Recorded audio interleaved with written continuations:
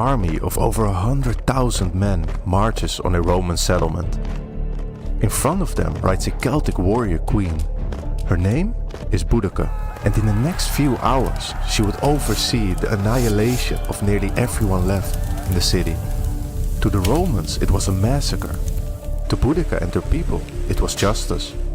But how did the tribal queen from the edge of the empire become the face of Britain's greatest rebellion against Rome? Let's go back to where it all began.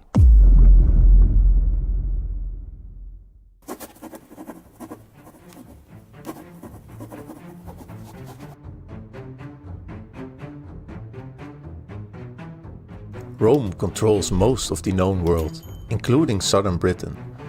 But the island remained unstable. The native Celtic tribes still remembered their freedom. And unlike Rome, they sometimes placed women in positions of real power, as priestesses, advisors, and occasionally as rulers. Boudica was part of the Iceni tribe. She was married to King Prasutagus, whose kingdom had made a treaty with Rome. They would pay tribute, and in exchange Rome would leave them alone. We know surprisingly little about her early life. Her name meant victory in the Celtic language. They had 2 daughters. For years they lived in what passed for peace in occupied Britain. But that peace was built on a treaty between Rome and Prasutagus.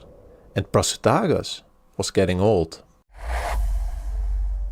After years of uneasy peace, King Prasutagus passed away.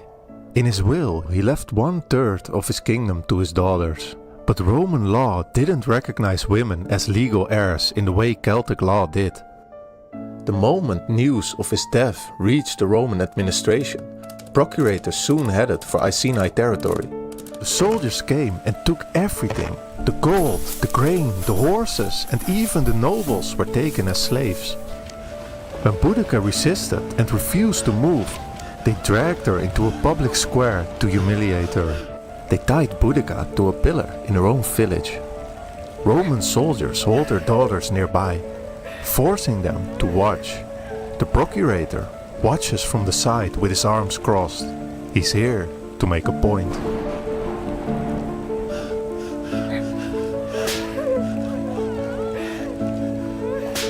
The flogging of the widow isn't even the worst part. When they're done with her, they take her daughters inside the Great Hall. The entire village can hear them screaming as they were violated by Roman soldiers.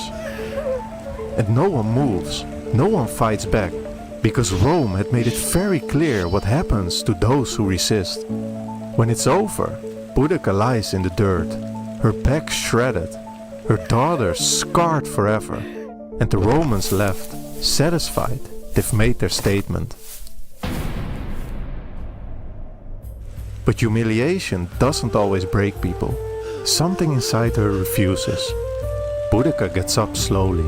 Her daughters help her up, and she looks around at her people, families who've spent decades bending to Rome, paying their taxes, keeping their heads down, believing that obedience would keep them safe. But instead, it made them targets. She remembers something now. At her husband's funeral, a Trinophantes chief had pulled her aside.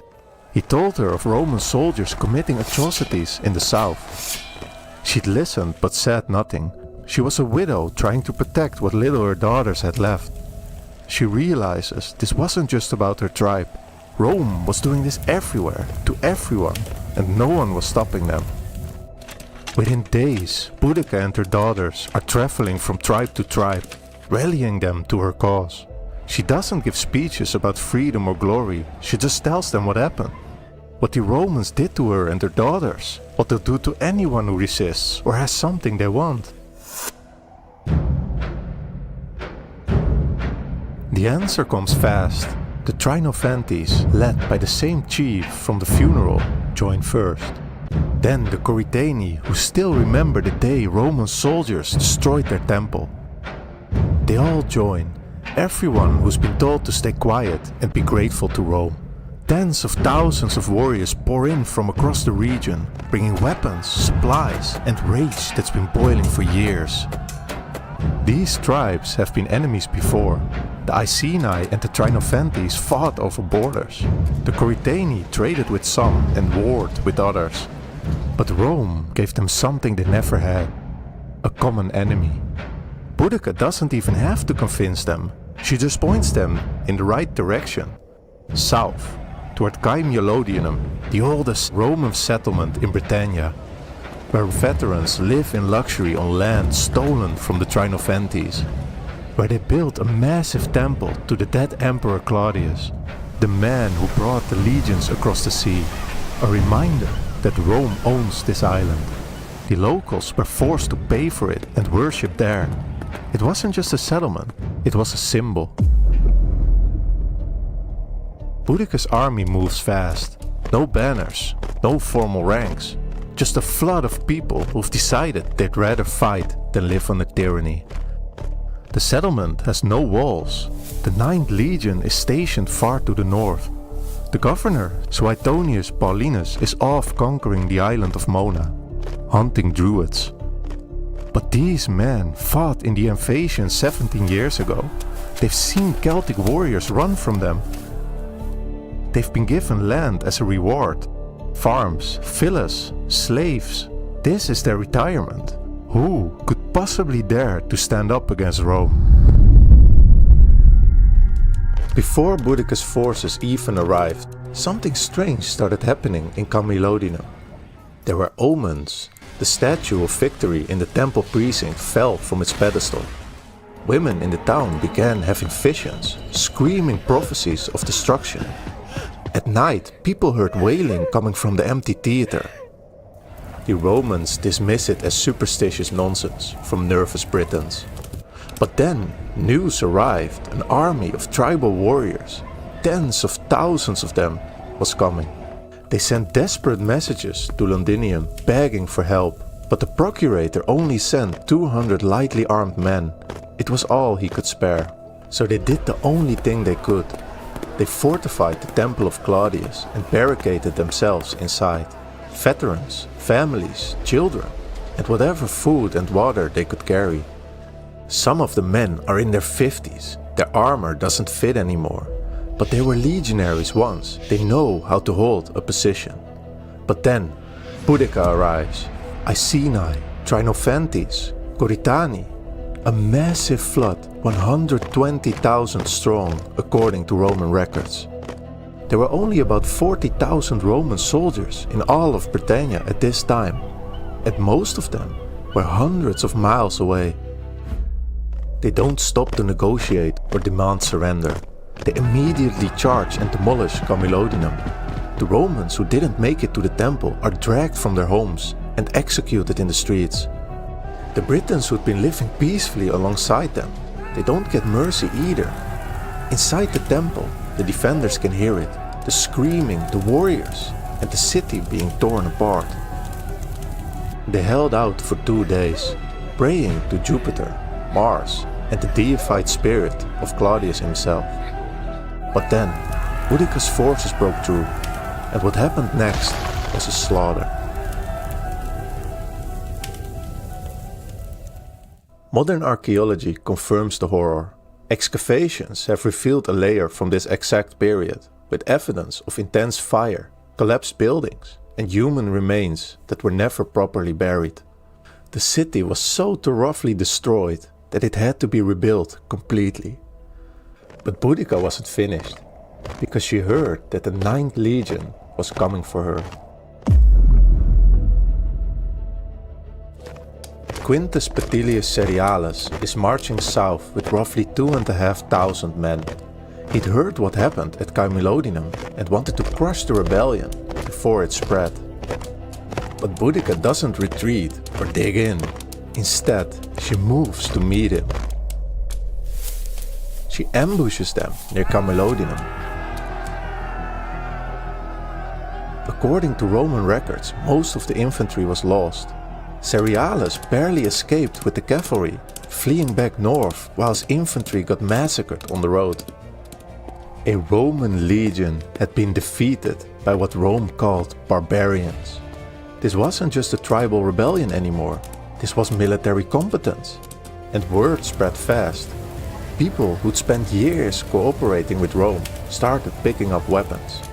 Boudica's army kept growing, and soon she decided to turn south toward the commercial center of the province, Londinium. Governor Suetonius was still hundreds of miles away in Wales. The 2nd Legion in Exeter wouldn't respond to his orders, and somewhere between him and the smoking ruins of Camulodunum was an army that outnumbered him completely. He hurried back and reached Londinium first, but when he saw its indefensible position and the size of Boudica's approaching army, he ordered evacuation. But many refused to leave. Some didn't believe the danger was real. Others had nowhere to go. Tens of thousands stayed behind. When Boudica arrived, she showed no mercy. Her army moved door to door, street by street. Anyone left behind was hunted down.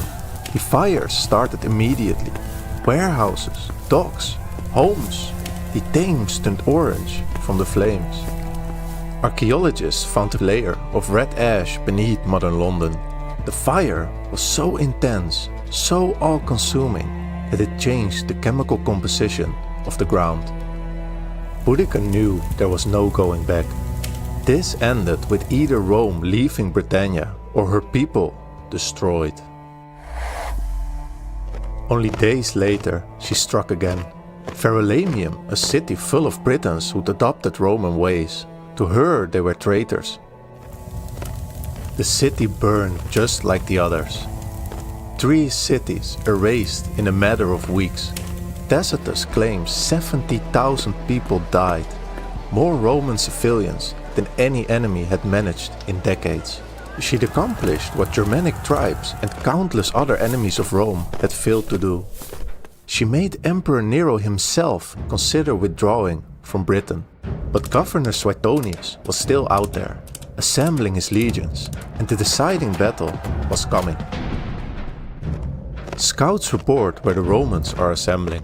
Suetonius has pulled together 2 legions with about 10,000 men. Boudica's army, now possibly over 200,000 strong according to Roman records, marches north to meet them. When they arrived, the Romans had chosen the perfect defensive position. A narrow valley sloped upward, with trees pressing in on both sides. A classic Roman strategy to negate enemy numbers. Boudica rides along the line. She reminds them what Rome did, what they did to her daughters. She tells them this is their chance. One more battle and Britannia is theirs. Her warriors are roaring, beating their weapons against their shields. But the Romans don't react. They just stand there. The families had pulled their wagons up behind the British line, forming a semicircle. They want to witness the moment Boudica defeats Rome. Then she gives the signal. Thousands of warriors charge into the valley. No formation, just a massive wave running toward the Roman line. They wait until the warriors are halfway up. Then the javelins fly, thousands of them. Warriors go down in clumps, trampled by the ones behind them. They crash into the shield wall, but the valley is too narrow, only a fraction can fight at once. Then the Romans start pushing forward, forcing the warriors to retreat. But here's where disaster turned to catastrophe. They were blocked by their own supply train. The people trampled each other. Families who'd come to celebrate victory perished in the panic. The Romans showed no mercy. They take out everyone, warriors, civilians, it doesn't matter. But what happened to Boudica herself? Decades later, Tacitus claimed she took poison shortly after the battle, choosing death over capture. Cassius Dio claimed she fell ill and died and was given a lavish burial. We don't know which is true. We don't know where she's buried. What we do know is that the Celtic warrior queen vanished. But was it really defeat? Rome's response was brutal at first. Suetonius began massacring anyone suspected of supporting the rebellion. But then something unexpected happened. News of the revolt had reached the Emperor Nero in Rome, along with reports of Suetonius' tactics, and Nero chose to change strategy. He recalled Suetonius and sent a new governor to restore order without further provocation. The Celtic tribes were to be treated as subjects, not slaves.